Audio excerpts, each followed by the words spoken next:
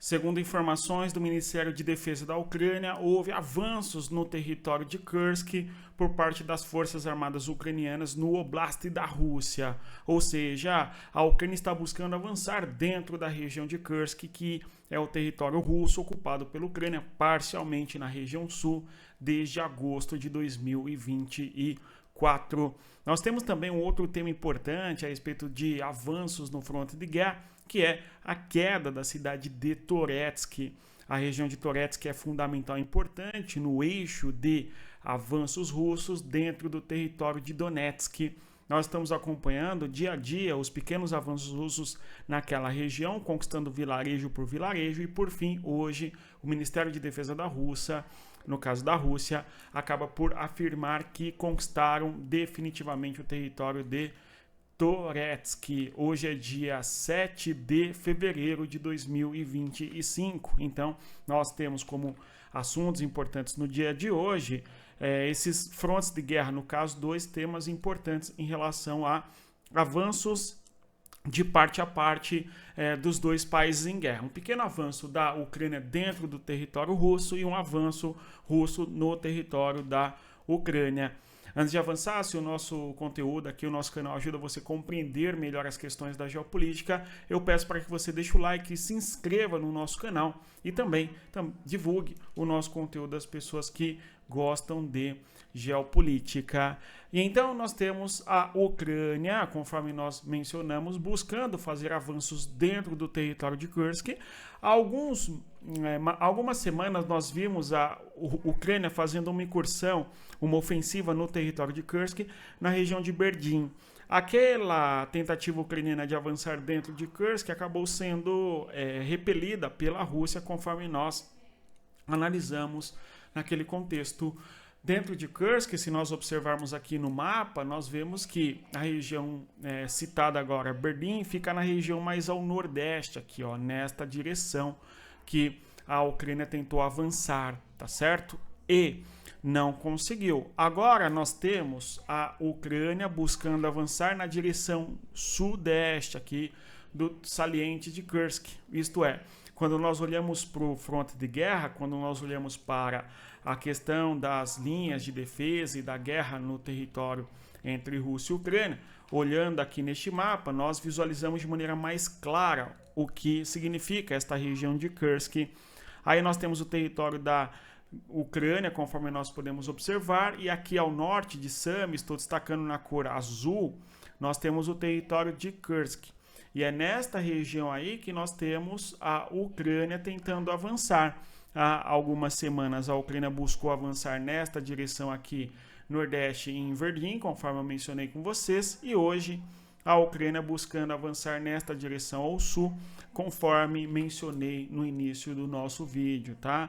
E conforme os mapas que nós poderemos observar, nós veremos que realmente o mapa mostra uma atualização, e nessa atualização deixa claro ali o quanto a Ucrânia buscou se aproximar da cidade de Ulanok.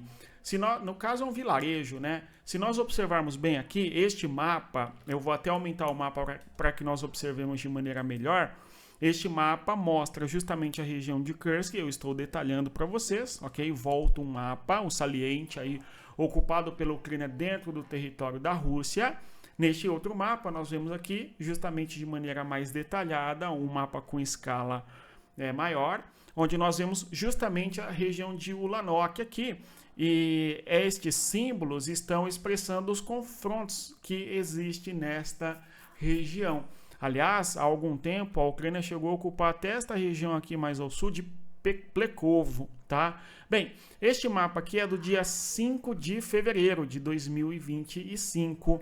Nós temos então que a Ucrânia buscou avançar nesta direção sudeste, conforme estou comentando com vocês, e a gente vê que no dia 7 de fevereiro, ou seja, hoje, o mapa já mostra de maneira mais atualizada e as tropas ucranianas já no limite da região de Ulanok, ou seja, nós vemos a Ucrânia buscando avançar nesta região do território russo, próximo aos limites deste vilarejo em Ulanok.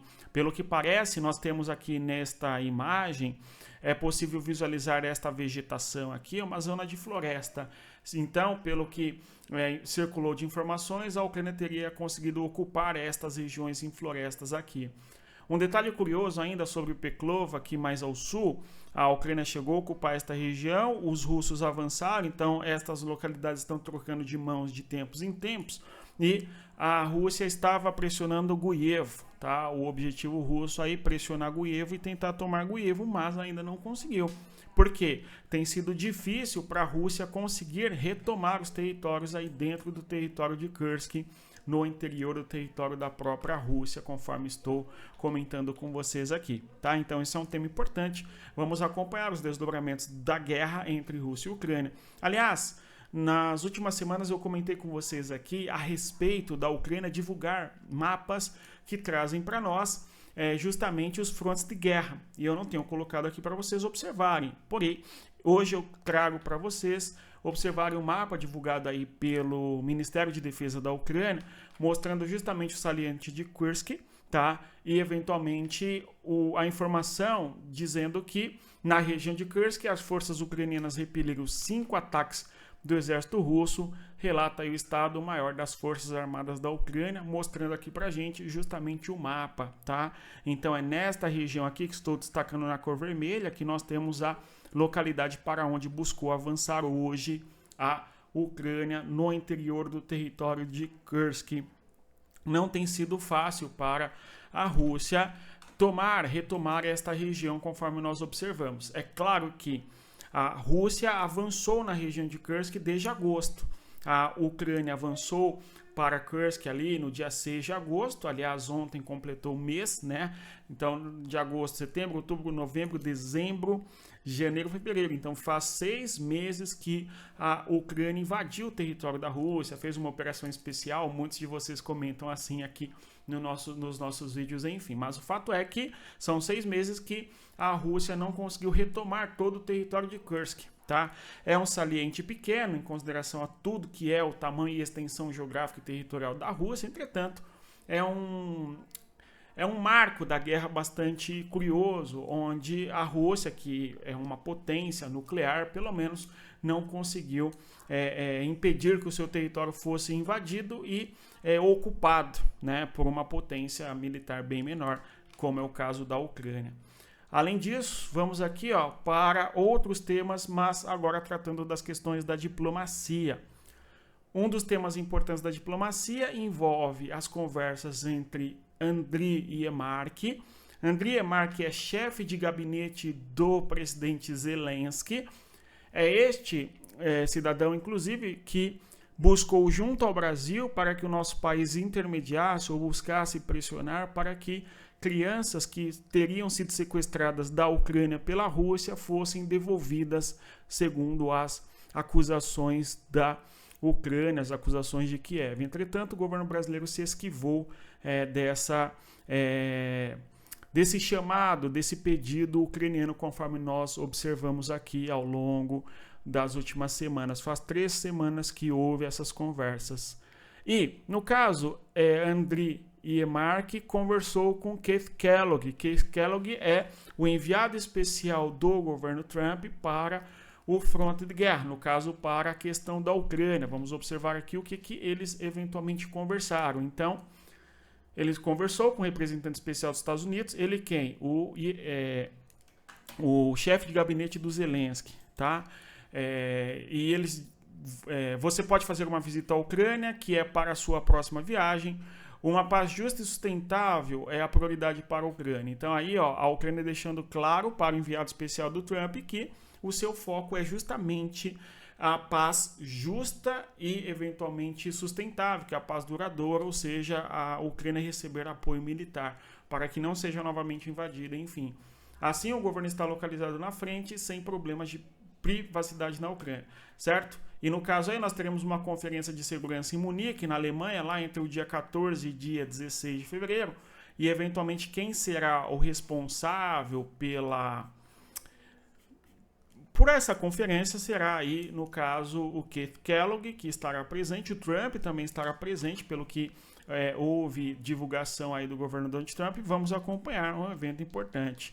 Ainda no âmbito da diplomacia, nós tivemos o encontro entre a diplomata, no caso a embaixadora ucraniana nos Estados Unidos, em Washington, em conversa com Keith Kellogg. Nós temos aí que a embaixadora da Ucrânia nos Estados Unidos, a Oksana Markarova, se encontrou com o enviado, né, o Keith Kellogg, que nós vemos na fotografia central aí as duas figuras, tá? Para discutir justamente, segundo a informação, coisas substanciais. No caso, eles estão discutindo o fronte de guerra, como está a situação, o cenário e o que é possível fazer. Provavelmente é esta a conversa entre eles, tá? Agora, outro tema para concluirmos aqui o nosso vídeo de hoje, e antes, mais uma vez, reiterando a você o pedido, deixa o like e, claro, divulgue o nosso conteúdo do nosso canal. Pessoal, nós temos aí a informação que a Rússia conquista Toretsk. Toretsk é um dos pontos mais notáveis do fronte de guerra e de extrema importância para a Ucrânia. Nós temos Chassivyar, isso no Donbás, né, em especial em Donetsk. Toretsk, tá certo, ao norte Chassivyar e ao sul agora Pokrovsk. E por fim, conforme informa aí o Ministério de Defesa da Rússia, nós temos a conquista de Toretsk e também Druzhba. Druzhba é também em Donetsk, que fica ao norte ali de Toretsk, que fica bem próxima a ambas as localidades. Vamos aqui observar. Então, segundo a informação, reitero, do Ministério de Defesa da Rússia, houve a conquista total da região de Toretsk, conforme nós podemos visualizar neste mapa, aumentando aqui novamente o mapa para que nós observemos, tá? Nós temos o avanço russo nesta região e a conquista de Toretsk, bem como em Druzhba aqui, ó, mais ao norte, no caso ao nordeste da região de Toretsk, conforme podemos observar, tá? Nós temos que ainda no fronte de guerra, nós temos que Chassivyar é esta região aqui, onde a Rússia tem pressionado bastante e está em vias de conquistar também esta cidade, pelo que ocorre no atual cenário, tá? Houve a queda de Toretsk, portanto, provavelmente a Rússia vai fechar esse espaço tudo aqui, tá? Vai tentar pelo menos, certo? Vamos acompanhar. Então, Chassivyar fica como cidade resistente importante. Outra cidade localizada aí no fronte de guerra que nós vimos a queda recente é o caso de Kurakhove, Ukrainsk, Selidov, tá? E o avanço mais recente russo para Shevchenko, aqui ao sul de Pokrovsk, que as batalhas estarão sendo travadas aqui nesta região de Pokrovsk. E se a Rússia conquistar Pokrovsk, o próximo passo é o leste em direção a Dnipro. Vamos acompanhar. Muito se fala da importância geoestratégica desta cidade de Pokrovsk, que nós falamos desta cidade já aqui algumas vezes, né? Quando olhamos no fronte de guerra, nós vemos justamente aqui a Rússia buscando avançar sobre Chassivyar, sobre Toretsk e sobre Pokrovsk. Pokrovsk está aqui, e aí se conquista Pokrovsk, o próximo passo é justamente avançar sobre Dnipro, que já é outro oblast. Quando olhamos ainda, outro tema importante da guerra é a Rússia teria feito um lançamento de míssil contra a Ucrânia, no caso ali o míssil Orishnik, e este míssil Orishnik é aquele míssil que foi lançado contra Dnipro, inclusive, em resposta à Ucrânia ter utilizado armas de longo alcance ocidental contra o território russo, tá certo?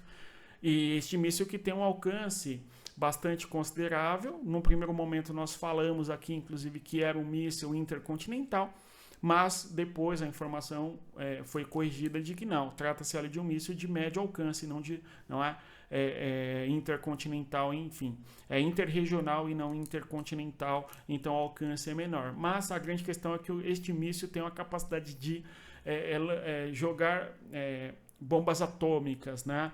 E isso gerou toda uma discussão de que a Rússia já joga bombas na Ucrânia, mísseis na Ucrânia com capacidade nuclear desde o começo da guerra.